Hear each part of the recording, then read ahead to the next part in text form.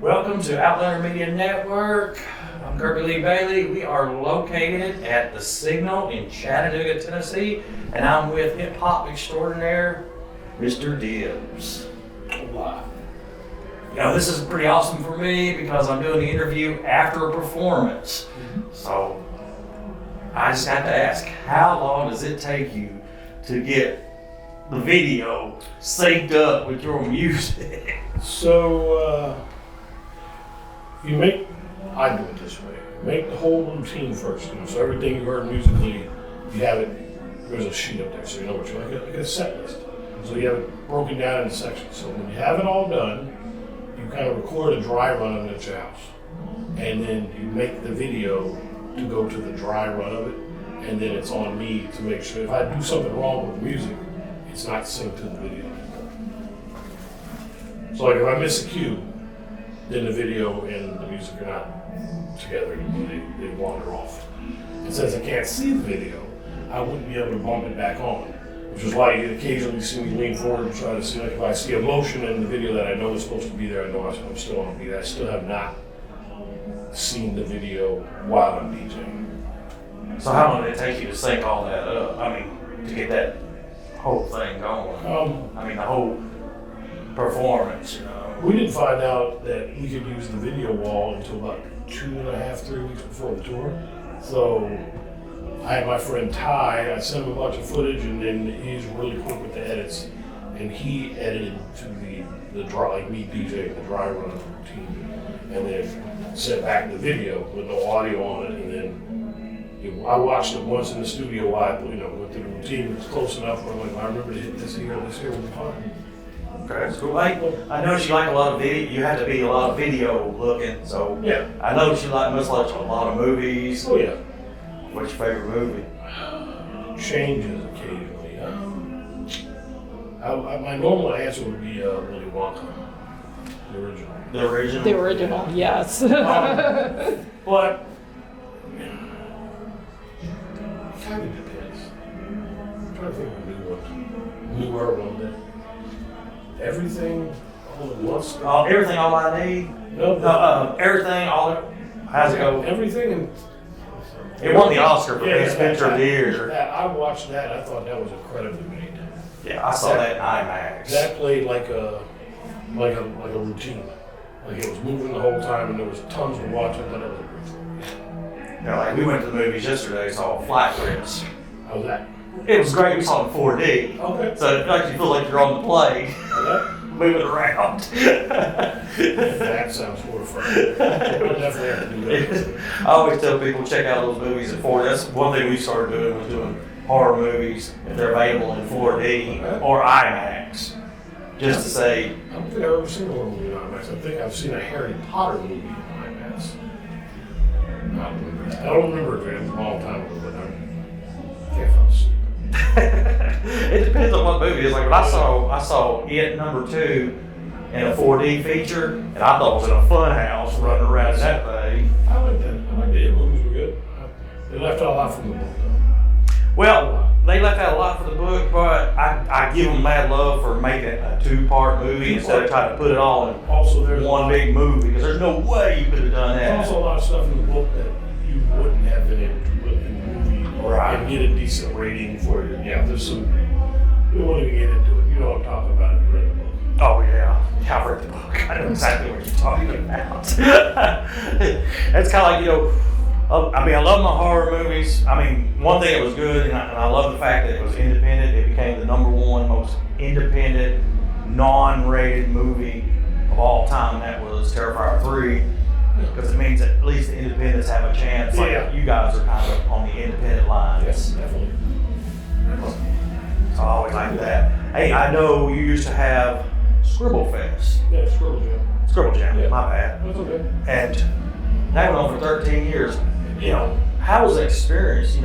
Were you helping run it? I know you were one of the founders. We had to help run that. Yeah, we there was 4 of us, and then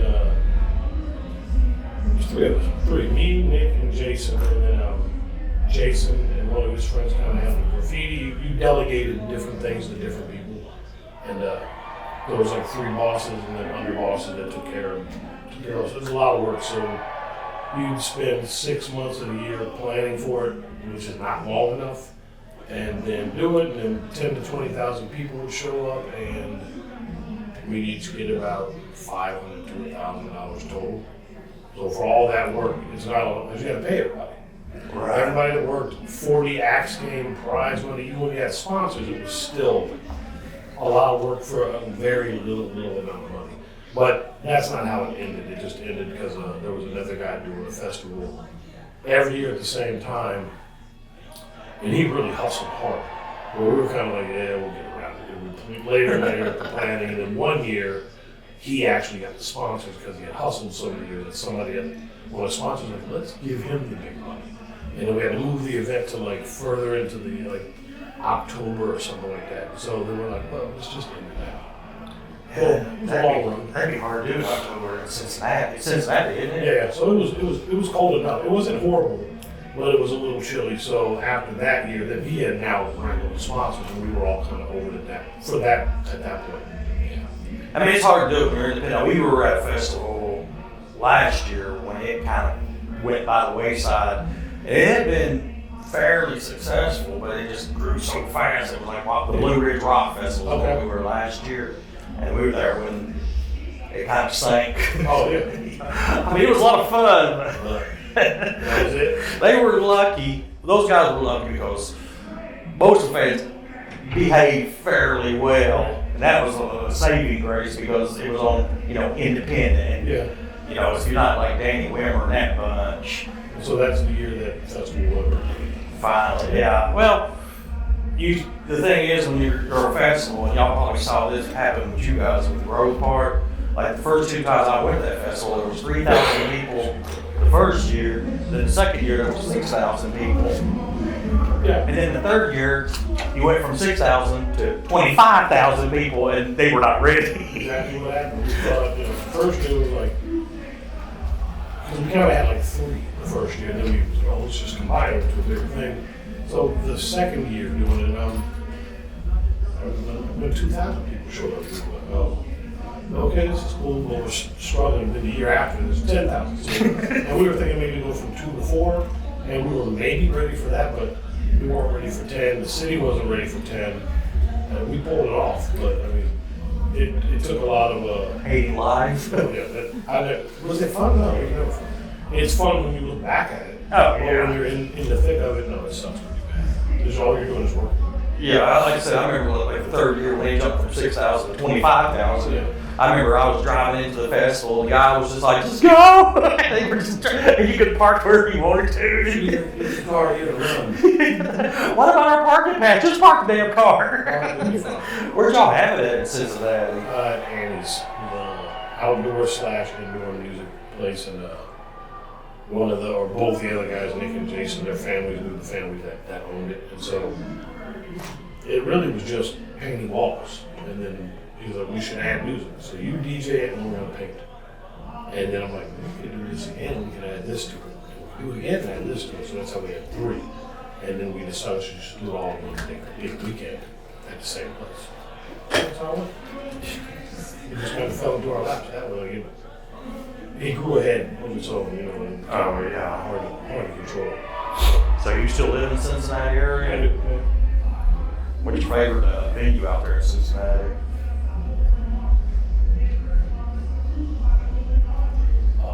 Help. Which one is? I don't know. We've got Bogarts, of course, which is home base, sort of. No, not Bogart. No? No. Or we want old ones that don't exist anymore? Yeah, most of the places we used to go are not there. Like they're literally all gone. And the ones that aren't gone are now a reinvention of something that was before, which is why I won't say the name, because then people will think, oh, that's a great venue, and you go there and find out it's just a shitty college bar. They tore down some of the ones that were really good. And then other companies, like, there's like 3 big venues now, and then that kind of pushes all the small guys out. Yeah, we go up there so often. I do love Bogarts, don't get me wrong. Bogarts is great. But I tell you one I liked, and it's in the Cincinnati area, but not in Cincinnati, was the Thompson House. Oh yeah, that was good. That's a good one. That's gone though. No, it's still there, isn't it? Yeah, they just had a show there the other night. It used to be the Southgate House, right? It was right. So Thompson House used to be the Southgate House, and then how did that happen?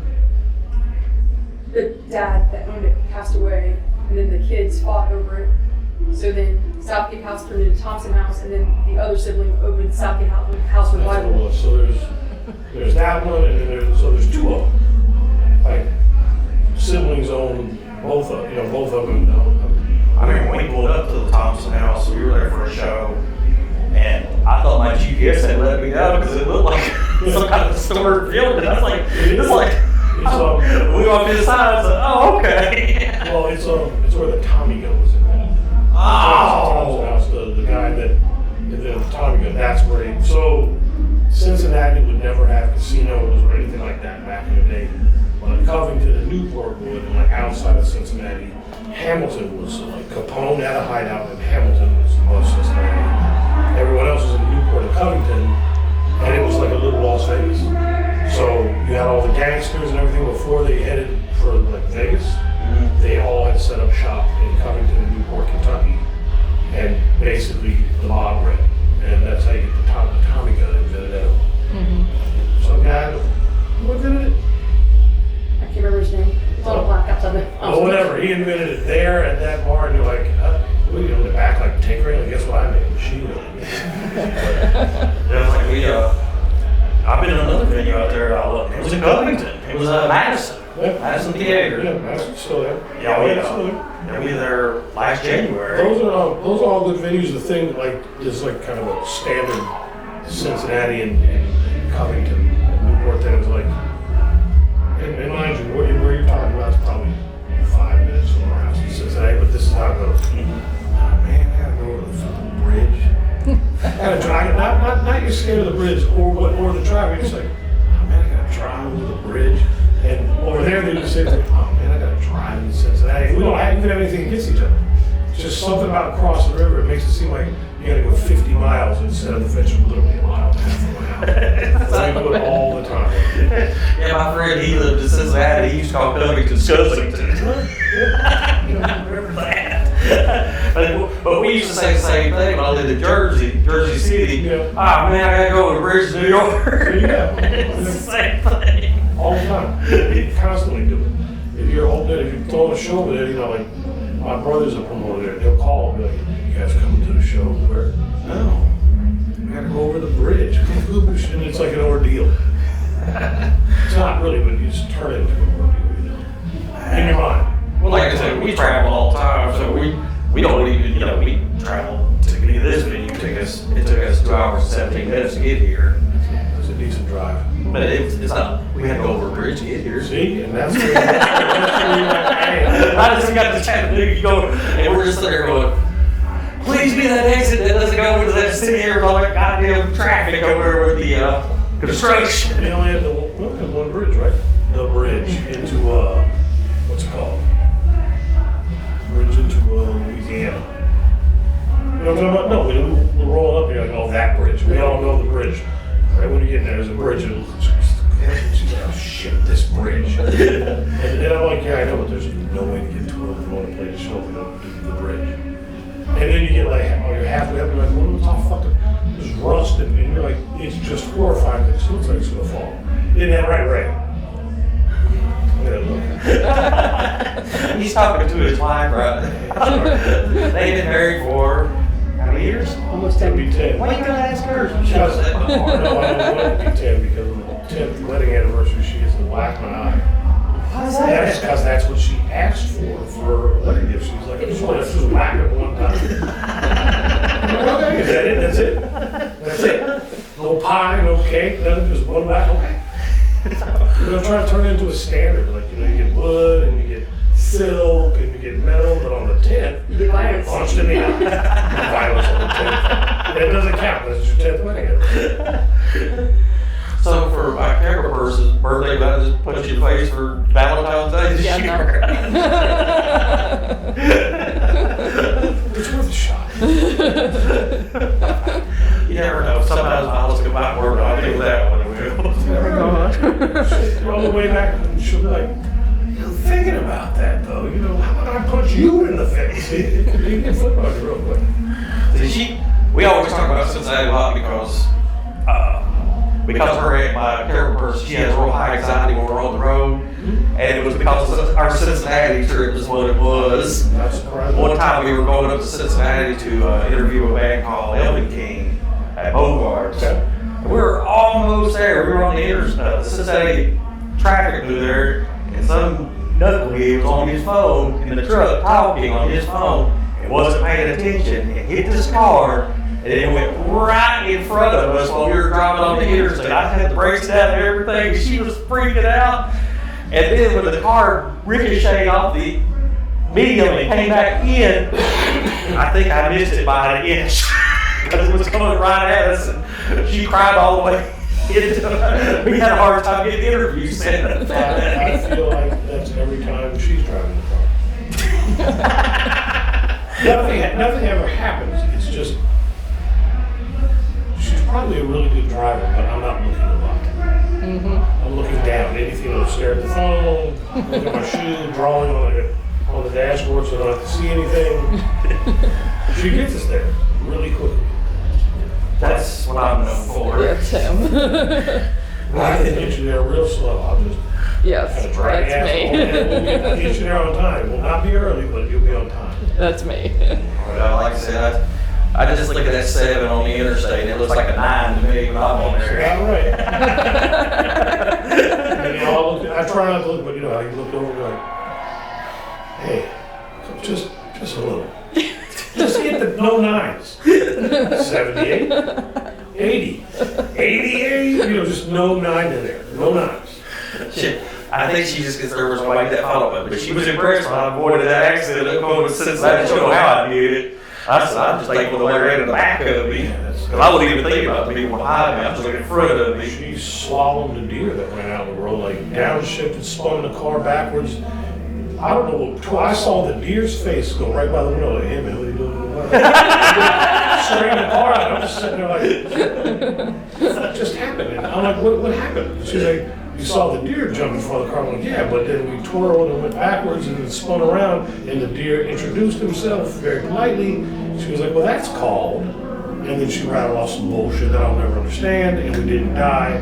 But I'm saying, if it was me, we were gonna hit the deer, like 100%, but she did some, okay. Whatever, it wasn't working. We didn't die. Same thing, there's no way I could have avoided any of it. We were eating deer if that happened. I wasn't gonna make an effort, I was just gonna have the deer. You don't want to eat the deer after you hit it with the car because you probably have a lot of bones in it. Shattered. It's Cincinnati, someone will pick the deer up before they come in, before the city comes to get it. They'll field dress it right there and just shove it on the hood of their car. What kind of shoes are those? Adidas. Man, they look comfortable too. These are unheard of brand Adidas. These are the Rolling Bridge Rivalry Adidas. There's a store in Cincinnati called Unheard of.